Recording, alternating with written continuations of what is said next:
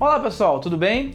No vídeo de hoje eu vou falar sobre Plutão, esse objeto aí tão controverso do Sistema Solar, né? Além de ter sido o objeto que eu estudei na minha tese de doutorado, né? Eu fiz uma modelagem da atmosfera de Plutão. Ele também é um objeto de muito interesse, principalmente depois da reclassificação que ele sofreu a partir de 2006. Inclusive, 90% das perguntas que me fazem quando as pessoas descobrem que eu sou astrônomo é sobre Plutão. Então, hoje, vamos falar um pouco sobre isso e entender o que de fato aconteceu, tá bom? Fica com a gente!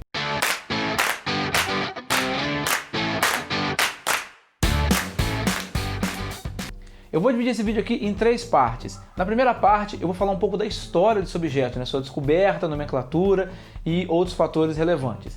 Na segunda parte, eu vou falar da controvérsia que envolveu esse objeto ali por volta dos anos 2000, né? Que culminou com a reclassificação dele a partir da definição de um planeta estabelecida pela União Astronômica Internacional em 2006. E na terceira parte, eu vou listar aqui algumas curiosidades e fatos interessantes sobre Plutão, sobre esse objeto tão interessante, tá bom? Então vamos lá, primeira parte, um bocadinho de história. Plutão, assim como Netuno, são objetos que foram descobertos a partir de uma influência dinâmica. O que é isso? A gente conhecia já o planeta Urano, né? A gente conhecia o Sistema Solar até Urano. A partir da observação da órbita de Urano, imaginava-se que deveria ter um objeto ali perturbando a órbita de Urano, né? Alguma coisa além de Urano, mais distante do Sol que Urano, e que deveria ter uma massa razoável para estar perturbando essa órbita. E foi assim que a gente achou Netuno. A gente procurou ali numa região específica e localizou e detectou o planeta Netuno. Assim como Netuno era para Urano, Plutão se acreditava ser para Netuno, ou seja, a gente tinha também uma perturbação na órbita de Netuno que se acreditava ser provocada por um objeto que estava ali mais distante que Netuno. E aí, a partir de 1909, a gente começou a procurar esse objeto e em 1930 esse objeto foi detectado. O nome dele, a escolha do nome dele, né, foi feita a partir de uma campanha vasta aí, com várias pessoas sugerindo vários nomes, várias possibilidades, muitos votando, e no final foi escolhido o nome de Plutão, que é o deus do submundo na mitologia romana, e esse nome veio bem a calhar com esse objeto, que até então o que se sabia é que é um objeto distante, frio, sombrio, pequeno e muito denso, né? Porque como se imaginava que Plutão era a origem dessa perturbação observada em Netuno, a partir dessa possível perturbação a gente tinha uma estimativa de massa para ele. E acreditava-se ali nos primeiros cálculos que a massa dele seria igual à massa da Terra. Só que esse objeto, né, Plutão, é muito pequeno, né? Pela detecção ali você via que ele tinha um tamanho bem menor. Então, a massa da Terra, mas um tamanho muito menor, seria um objeto extremamente denso. Provavelmente até alguns trabalhos especulavam que ele seria de ferro maciço. Então você tem um objeto distante, frio, sombrio, pequeno e denso, tudo a ver aí com o deus do submundo, né, do mundo dos mortos, que é o Hades ou o Plutão. Então daí que veio o nome dele, tá? O objeto foi sendo estudado, tá? E a gente ia, sempre que possível, obtendo algumas informações sobre ele. Como ele é muito pequeno e está muito distante, é muito difícil observar ele da Terra. A grande mudança ali sobre Plutão começa em 1978, com a descoberta de Caronte, que é a sua lua. Para quem não sabe, na mitologia, Caronte é o barqueiro que leva as almas para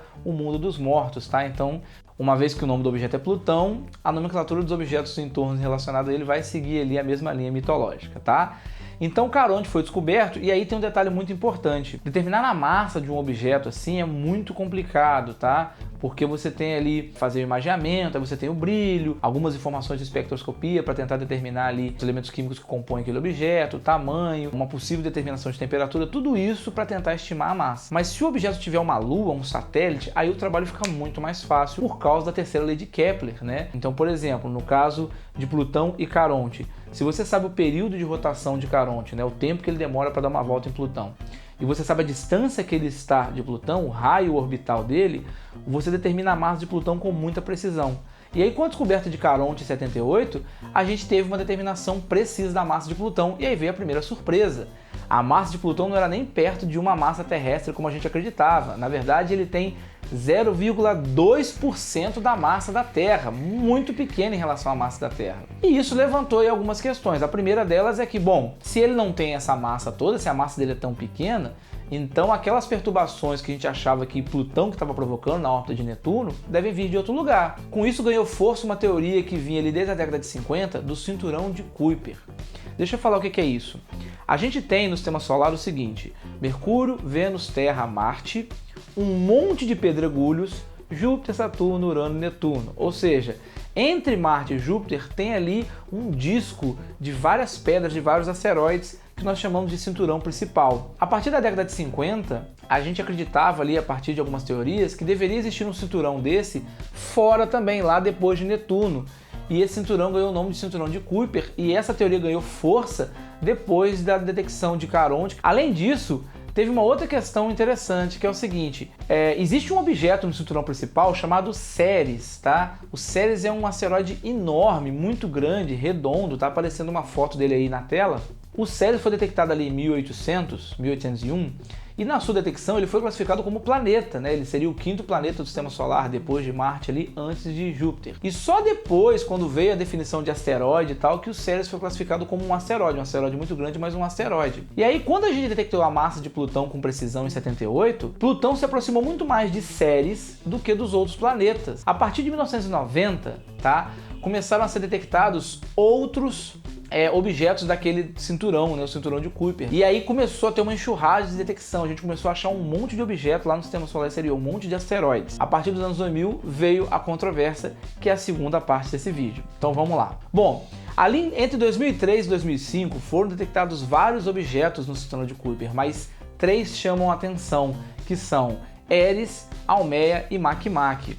Nomes bacanas, né? Mas o mais importante deles é o Eris, porque o Eris ele tem praticamente o mesmo tamanho que Plutão. Uma massa estimada um pouco menor, mas o tamanho quase que idêntico.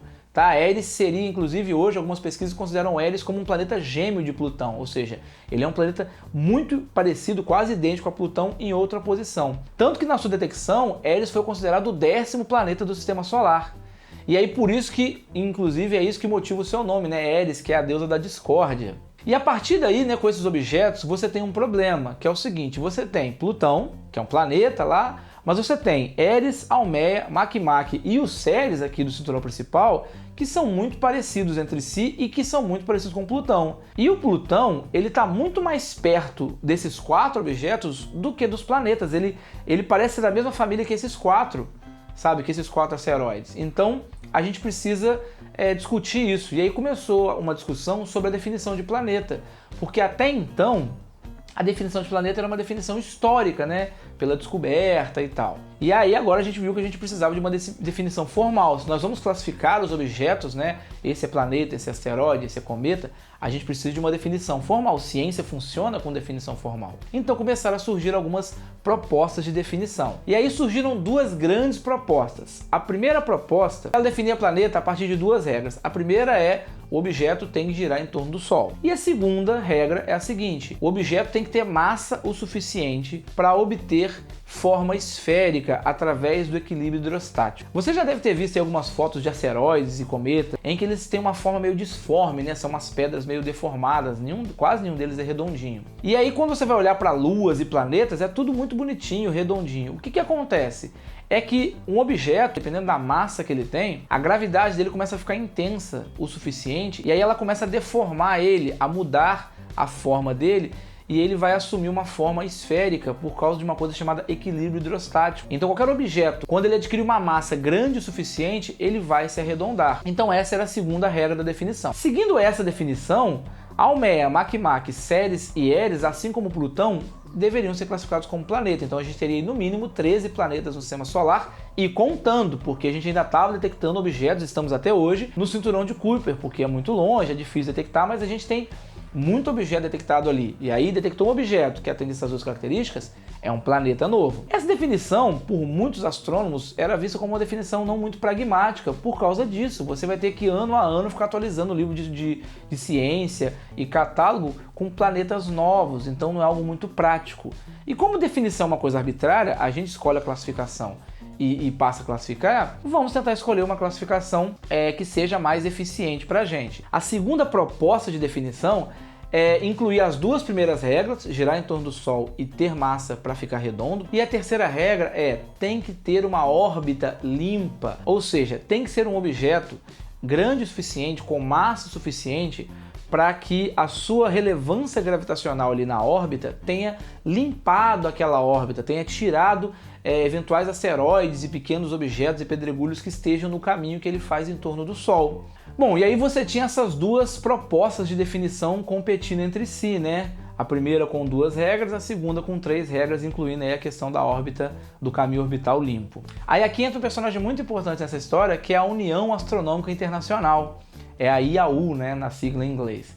O que é a União Astronômica Internacional? É uma sociedade científica fundada em 1919 que tem como membros astrônomos profissionais e pesquisadores de astronomia do mundo inteiro. E essa associação ela se reúne a cada 3 anos em assembleias gerais, tá? Cada assembleia ocorre em um país diferente, é igual a Copa do Mundo. Então, com essas duas propostas, a IAU tinha o dever de definir qual das duas definições de planeta vão ser adotadas. A primeira incorpora ali 13 planetas e contando, né? Porque ela assume apenas 2 características, e a segunda elimina Plutão, Almeia, Eris, e ela teria apenas 8 planetas no sistema solar. E na reunião de 2006, realizada em Praga, na República Tcheca, a comunidade, ali na União Astronômica Internacional, na reunião, na Assembleia Geral, votou e decidiu pela segunda definição. Eles achavam que fazia mais sentido. Além disso, eles complementaram, falando que você tem essa segunda agora, essa classificação de planetas, que inclui as 3 regras, mas eles reconheceram que Plutão, Almeia, Makemake, Eris e Ceres são objetos diferenciados, que classificá-los apenas como asteroide era uma simplificação técnica, porque eles tinham 2 das 3 características, eles tinham tamanho suficiente para diferenciar eles como uma nova categoria de objeto. Então a União Astronômica Internacional criou essa nova categoria que seriam os planetas anões. Então antes você tinha asteroides e planetas, agora você tem asteroide, planeta e entre eles o planeta anão. E aí Plutão, Almeia, Eris, Ceres e Makemake passaram a ser classificados como planeta anão. E é isso, essa é a história. Por isso que Plutão foi reclassificado e faz todo sentido técnico e científico criar essa classificação, estabelecer essa nova definição e classificar os objetos de acordo com ela, tá bom? Então vamos agora para a terceira parte, que são as curiosidades sobre toda essa controvérsia e o planeta anão Plutão. Vamos lá. Bom, a primeira curiosidade são alguns dados sobre Plutão, né? Plutão fica a 32 unidades astronômicas do Sol. Uma unidade astronômica é uma distância, tá? Que é a distância da Terra até o Sol, tem cerca de 150 milhões de quilômetros. Então, Plutão está a 32 unidades astronômicas do Sol, ou seja, a distância de Plutão até o Sol é 32 vezes a distância da Terra até o Sol. Ele está muito longe, tá? Um ano, né, de Plutão, ou seja, uma volta de Plutão em torno do Sol, dura 248 anos. E como a gente conhece Plutão há menos de 100 anos, sabe que ele existe há menos de 100 anos, nós nunca vimos uma volta inteira de Plutão em torno do Sol. Segunda curiosidade, o nome de Plutão foi sugerido, como eu disse, por uma garotinha que sugeriu ali, nesse contexto, para o pai dela. O pai dela e o avô tinham contatos ali com os astrônomos envolvidos, eles gostaram do nome e foi um nome mais votado ali. E o nome de Plutão teve outras influências culturais. Por exemplo, o cachorro do Mickey, o Pluto, foi nomeado em homenagem ao planeta recém-descoberto Plutão. Tanto que o nome do cachorro é Plutão, a gente que não traduziu o nome quando trouxe para o Brasil e continua chamando ele de Pluto, que é Plutão em inglês. Além disso, o elemento químico plutônio também foi nomeado em homenagem ao então recém-descoberto planeta Plutão. Terceira curiosidade, Plutão não foi rebaixado, tá, gente? Esse papo de que Plutão foi rebaixado para a segunda divisão, isso não faz o menor sentido. A gente classifica as coisas, mas a classificação não tem nada a ver com importância. Plutão, Caronte, Almeia, Makemake, o Sol, galáxias, são todos objetos igualmente importantes e fundamentais para o nosso conhecimento do universo. Quarta curiosidade, Plutão é, na verdade, um sistema binário, né? Plutão e Caronte ali são considerados um sistema binário, tanto que muita gente se refere a eles como o sistema Plutão-Caronte e não só Plutão. Por que isso? Plutão e Caronte giram em torno de um ponto no espaço, entre os dois, e este ponto é que gira em torno do Sol. Então, por isso que, quando era planeta, Plutão e Caronte era chamado de um sistema de planeta binário, Plutão-Caronte, e hoje é um sistema planeta não binário. E além de Caronte ali girando junto com Plutão, você tem mais 4 satélites naturais, que são Hidra, Cerberus, Stife e Nix, que são todos personagens aí da mitologia, né, grega e romana, associados ao submundo, ao deus Hades. Quinta curiosidade, em 11 de janeiro de 2006, a NASA lançou a sonda New Horizons, que foi lançada para visitar o sistema de Plutão e Caronte. Esse projeto foi concebido em 2001, e demorou 5 anos para ficar pronto e foi lançado e demorou 9 anos para chegar em Plutão. A New Horizons passou pelo sistema de Plutão e Caronte em 2015, em julho de 2015.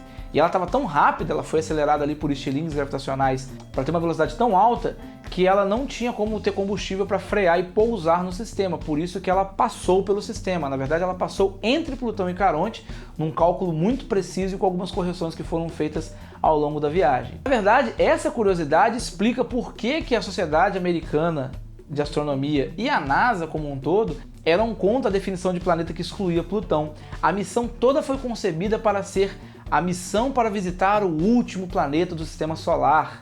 E aí, logo depois que ela é lançada, 6 meses depois, em agosto de 2006, o planeta deixa de ser classificado como planeta. Próxima curiosidade é que o Alan Stern, o cientista-chefe da missão New Horizons, né, ele, claro, não ficou nem um pouco feliz com essa definição da IAU. Ele fez muitos argumentos falando que a definição era equivocada, porque, segundo essa definição, Terra, Marte e Júpiter também não poderiam ser planetas, porque eles também têm objetos ali em suas órbitas, né?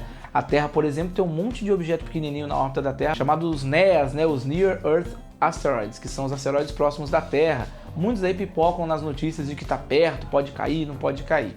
Esse argumento dele é um pouco fraco, tá? É um pouco forçado, porque é diferente a relevância desses objetos na órbita da Terra ou na órbita de Marte e dos objetos na órbita de Plutão. Eu vou dar um exemplo, usar uma metáfora aqui que vai deixar mais claro. Imagina que você tem que andar por um corredor, você é uma pessoa adulta, e esse corredor está cheio de crianças. Essas crianças são menores do que você, mas elas vão afetar a sua trajetória. Você vai ter que desviar de uma, desviar da outra, tal. Essa é a situação de Plutão na sua órbita, tá? Os objetos que estão lá poluindo o caminho orbital de Plutão, eles têm relevância gravitacional considerável em relação à massa e ao tamanho de Plutão. Já aqui na Terra, usando esse mesmo exemplo da pessoa no corredor, seria uma pessoa atravessando o corredor com um monte de pedrinhas pequenininhas soltas pelo chão. Essas pedras não vão afetar em nada o meu caminhar, eu vou passar por cima delas normalmente. É o que acontece aqui. Os NEAs têm pouco ou quase nenhuma relevância gravitacional para a órbita da Terra. Tá? Então, eventualmente, quando a Terra passa muito perto de um deles, ela joga eles para fora ou puxa eles para cair dentro dela, mas você pode considerar que eles não afetam ali na órbita da Terra, eles não são gravitacionalmente relevantes. Sétima curiosidade, essa controvérsia toda, tá? Ela tem uma origem que é na relação da NASA e da Sociedade Astronômica Americana com o marketing. Se você viu qualquer filme de Hollywood, você vai ver que a NASA é uma agência espetacular. Ela é muito valorizada, ela é muito enaltecida. A população dos Estados Unidos tem muito orgulho da NASA e dos seus feitos. Você sempre tem um evento muito grande quando um astronauta ou um astrônomo vai num programa de televisão, né? O próprio Alan Stern, quando a sonda New Horizons passou, ele virou uma pessoa assim, midiaticamente falando, uma estrela ali em talk show, em vários shows. Eles valorizam muito isso. E por causa disso que para eles é muito relevante socialmente essa classificação, né? Afinal, a imagem ali tem muita relevância. O público, por exemplo, muitas pessoas que eram fãs do cachorro Pluto por causa da relação do nome com Plutão, mandaram milhares de cartas para a NASA, para a IAU, reclamando dessa classificação, tá? Então essa importância social é muito relevante. Tem gente que fala, isso é problema da NASA que vive de marketing, mas não, a gente tem muito a aprender com ela. Porque se hoje um presidente, um governante falar vou cortar dinheiro da NASA, vou fechar a NASA, a população fica histérica. Eles sentem muito orgulho da agência espacial e da pesquisa deles com astronomia e eles gostam muito disso e tem uma importância social muito grande. E isso por causa do marketing, por causa dessa divulgação e dessa imagem que eles tentam atribuir. A gente deveria aprender a fazer isso aqui no Brasil, porque aqui no Brasil a ciência vai sofrendo corte atrás de corte atrás de corte e quase ninguém liga para isso, né? Basta ver a última marcha pela ciência que teve, que não foi quase ninguém. Então talvez aí nós, cientistas brasileiros, tenhamos muito a aprender com os colegas lá dos Estados Unidos, né, principalmente o pessoal da NASA, em como fazer uma boa propaganda da importância do seu trabalho e uma construção social de orgulho em relação aos cientistas do seu país. Eles estão fazendo isso muito bem, estão dando um show nisso e a gente tem muito a aprender. Última curiosidade é que se você olhar as fotos que a New Horizons fez de Plutão, tem uma imagem muito legal em alta resolução que mostra uma característica peculiar do relevo de Plutão, é que ele tem um coração, né? Tem uma forma ali dos elementos químicos na superfície de Plutão que formam uma coisa muito similar a um coração. Então você pode falar que Plutão tem um coração. Então Plutão tem um coração e ele tem um lugar especial no meu coração, porque além de ter sido meu objeto de estudo por 4 anos ali ao longo do meu doutorado, foi graças à minha pesquisa com Plutão que eu tive os 3 pontos mais altos da minha carreira acadêmica, né? O primeiro foi frequentar um evento acadêmico lá nos Estados Unidos, organizado pela NASA, 2 anos antes da sonda chegar, para poder ter um panorama dos trabalhos. Foi minha primeira apresentação internacional em inglês num grande evento de astronomia envolvendo pesquisadores da NASA, que é uma instituição que eu sempre admirei muito. Então aquilo ali foi um grande momento para mim. O segundo foi a minha entrevista no programa de entrevistas do Fantástico, né, em 2015, quando a sonda passou por Plutão. Por eu pesquisar Plutão na época, eu fui convidado para dar essa entrevista e foi muito legal, foram meus 15 minutinhos de fama. Vou deixar o link na descrição para quem quiser assistir. E o terceiro foi o meu grande momento ali conhecendo o Alan Stern, o responsável pela sonda, pela missão New Horizons, né? O meu trabalho de doutorado consistiu em fazer uma modelagem da atmosfera de Plutão e a partir desse modelo estipular alguns valores ali sobre o tamanho de Plutão, sobre o raio, temperatura da superfície. E isso tudo foi publicado ali alguns meses antes da sonda passar por lá. E quando a sonda passou, ela confirmou todos os resultados que a gente obteve, ou seja, o nosso modelo estava muito bom e muito eficiente em descrever a atmosfera de Plutão e isso despertou um interesse na equipe da sonda no nosso trabalho. Então, em novembro de 2015, eu fui para os Estados Unidos para um evento acadêmico sobre planetas, inclusive ia falar da sonda, e nesse evento o Alan Stern, o chefe da missão, convidou eu, meu orientador, para um almoço para a gente falar um pouco sobre esse trabalho. Bom pessoal, vou ficando por aqui, espero que vocês tenham gostado, espero que tenham curtido esse novo layout aqui, né? Agora eu estou sentado com mais objetos na tela. Coloquem nos comentários se vocês preferem assim ou naquele outro formato usado nos vídeos anteriores, tá bom? Curta, compartilhe, se inscreva no canal, ative as notificações para não perder os próximos vídeos, vai aparecer muita coisa boa e nova aqui no canal, tá bom? Muito obrigado pela atenção e até a próxima!